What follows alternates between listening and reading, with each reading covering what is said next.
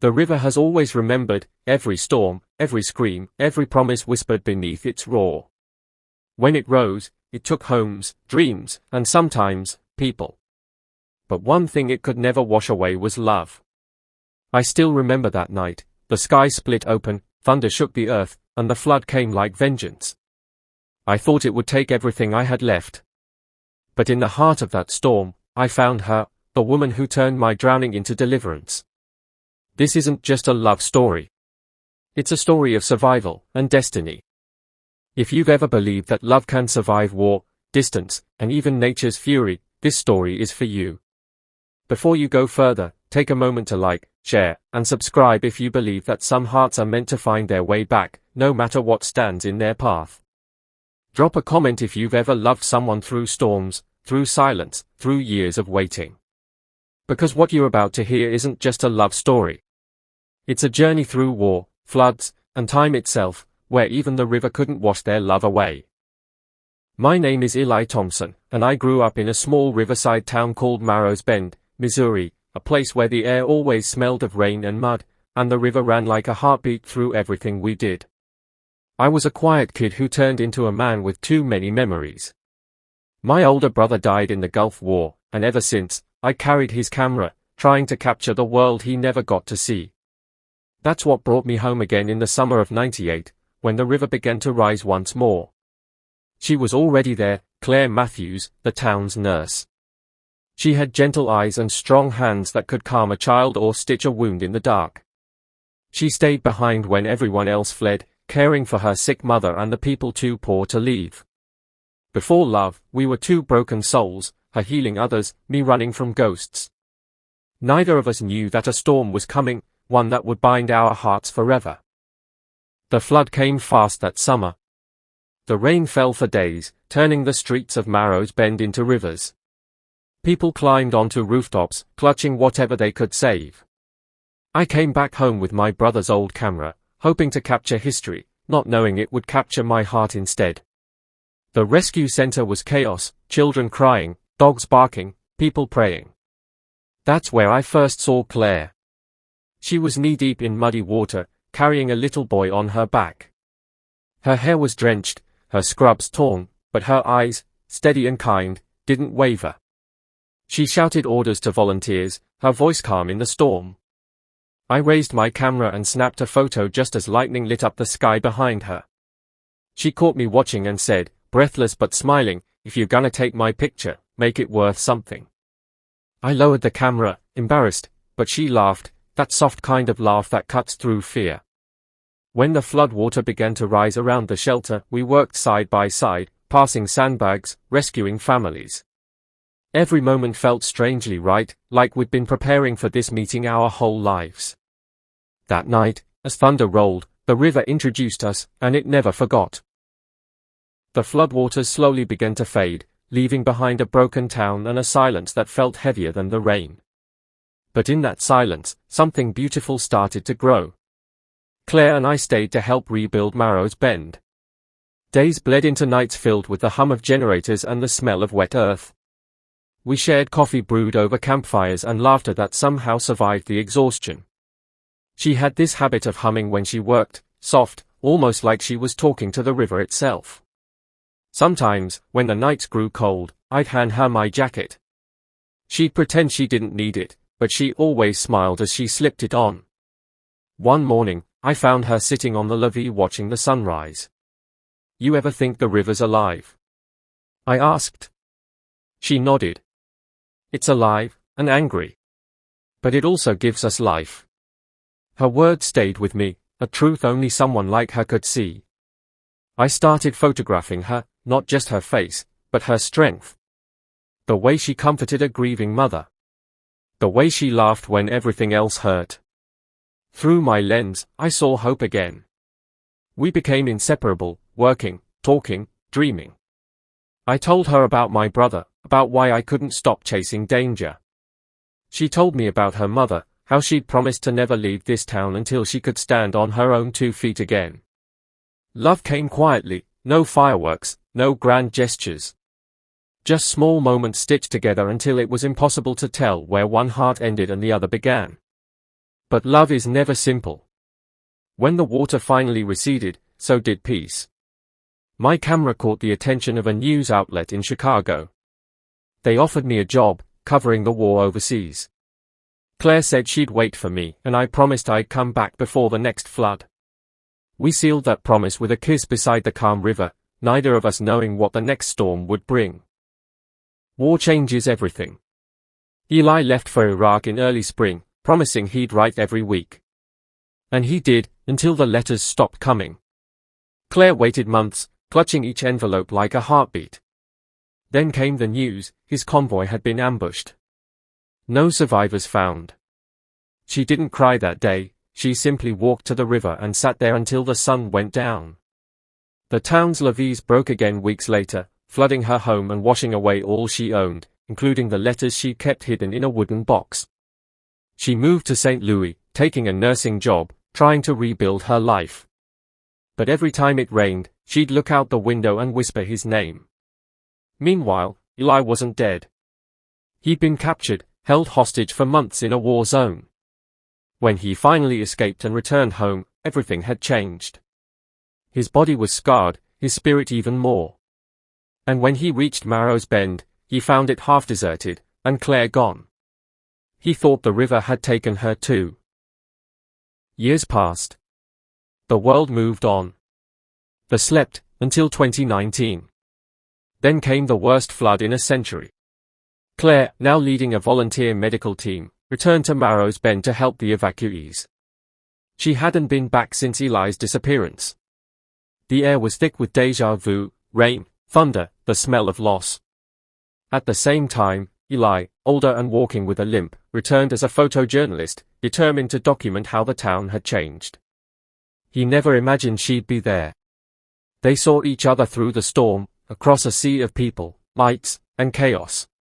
For a second, time stopped. She dropped the supplies she was carrying, he froze mid-step. Then, through tears and disbelief, they moved toward each other, until a deafening crack split the air. The levee broke. Water roared into the streets like a beast unleashed. People screamed, cars overturned, buildings trembled. Claire spotted a child trapped on a floating door and ran toward him. "Claire, no!" Eli shouted, plunging after her as she disappeared into the current. The river swallowed them both.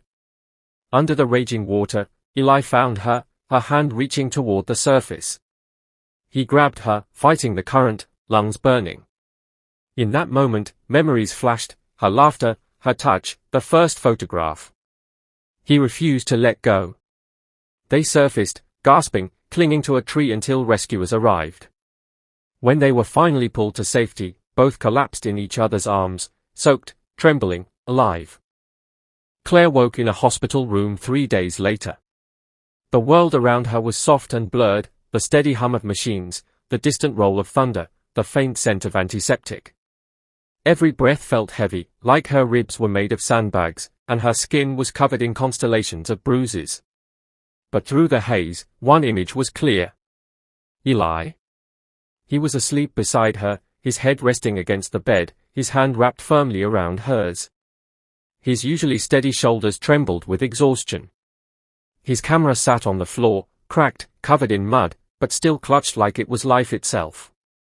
Claire watched him for a long time, the quiet rhythm of his breathing grounding her. When he finally stirred and opened his eyes, they didn't speak. They didn't need to. The silence between them said everything. "You made it. We made it." For days, he barely left her side. He brought her water, helped her sit up, told her about how the storm had finally broken, how the town had survived. Marrow's Bend had been bruised, battered, but not destroyed. People had come together, strangers building walls, sharing food, rescuing one another. It was as if the flood had washed away more than homes. It had stripped the town down to its bones, revealing something purer underneath: resilience, kindness, connection. When Claire was strong enough to walk again, Eli took her to see the river. They stood together by its banks, the same place they'd first met, years ago, when she'd slipped in the mud and he'd caught her, laughing.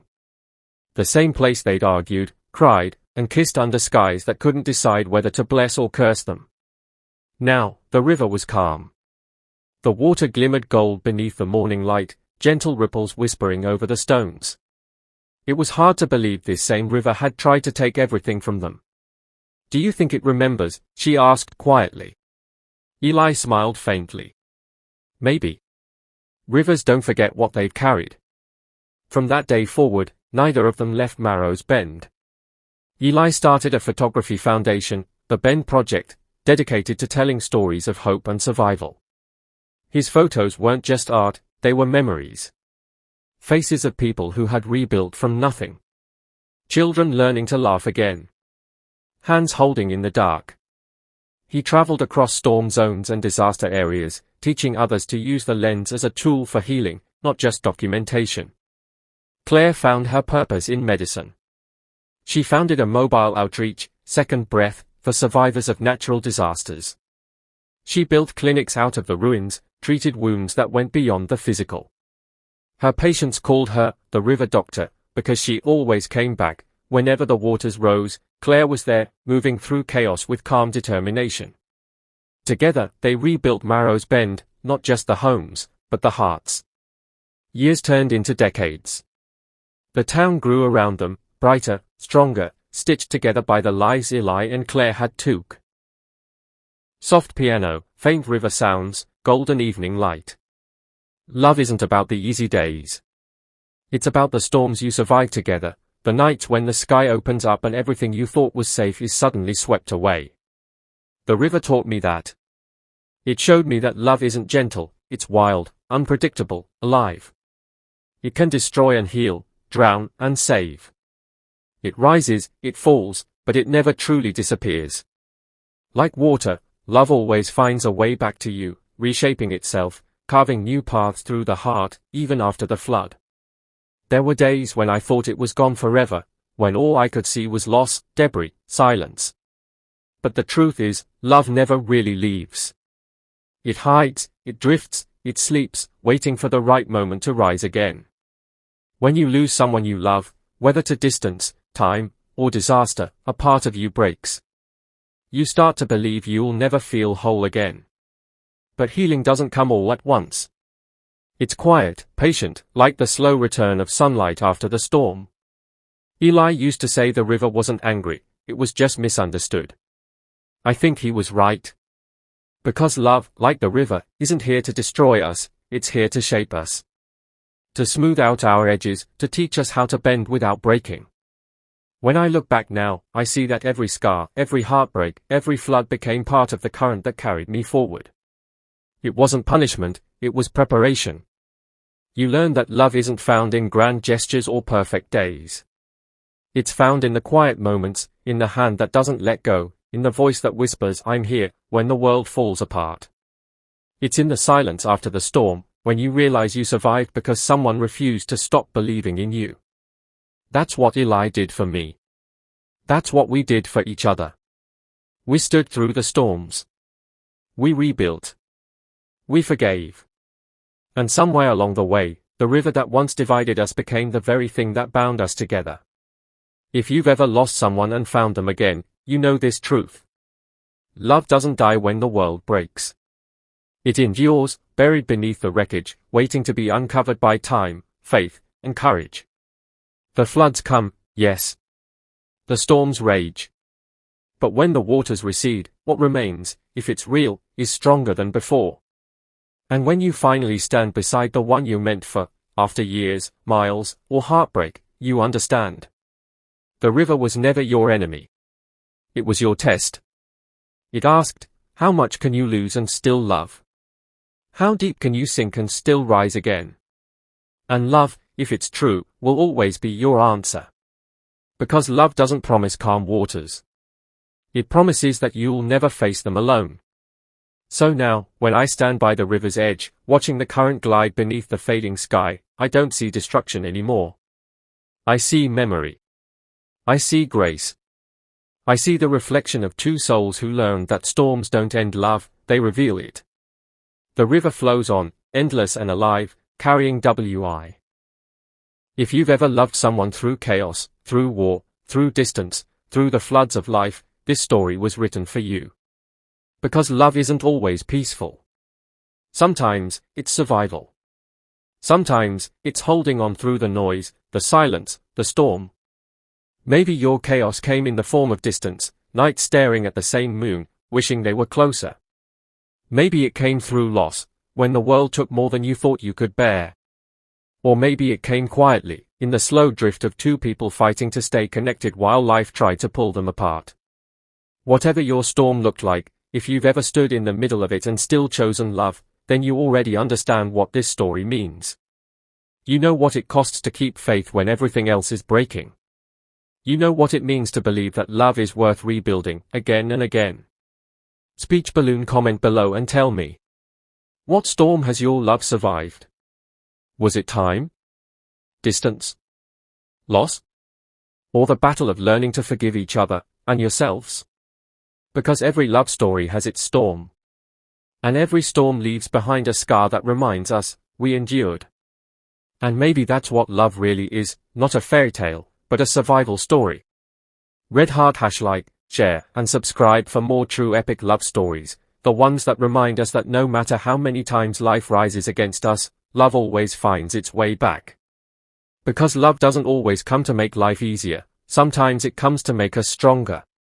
It teaches us patience in the waiting, courage in the breaking, and grace in the rebuilding. When the river rises, it doesn't come to destroy us. It comes to test what's real. It asks, can you still hold on when everything you built is underwater? Can you still choose love when fear tries to drown you? And if your answer is yes, if you keep choosing, keep standing, keep believing, then you already know the truth.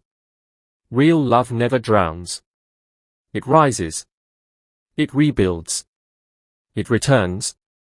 Every time. Soft music fades into the sound of flowing water, sunlight on ripples. This one's for the lovers who stayed, even when the storms came. For the hearts that broke and still believed. Because maybe, in the end, love doesn't just survive the flood. Maybe love is the reason we survive at all.